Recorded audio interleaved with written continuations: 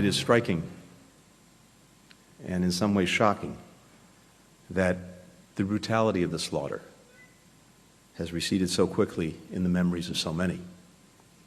But not in Israel, and not in America. 35 Americans were murdered that day as well, and more than 200 foreign nationals from 35 countries.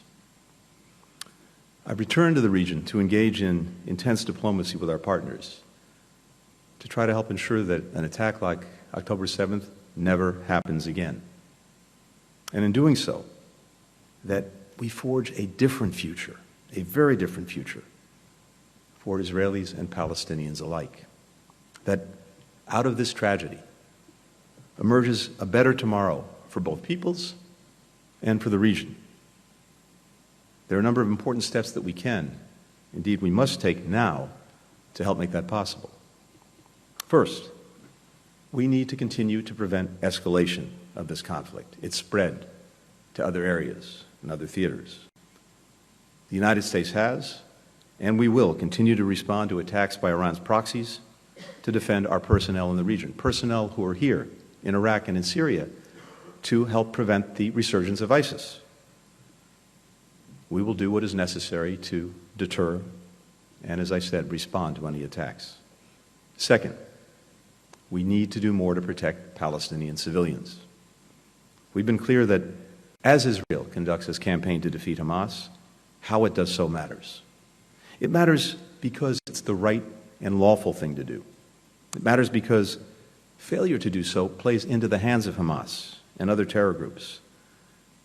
There will be no partners for peace if they're consumed by humanitarian catastrophe and alienated by any perceived indifference to their plight. This is what binds us as human beings. I've seen images, too, of Palestinian children, young boys and girls, pulled from the wreckage of buildings. When I see that, when I look into their eyes through the TV screen, I see my own children. How can we not? Hamas doesn't care 1 second or 1 iota for the welfare, for the well-being of the Palestinian people.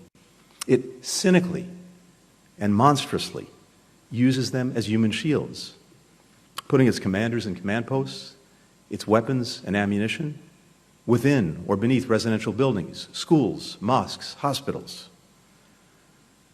But civilians should not suffer the consequences for its inhumanity and its brutality.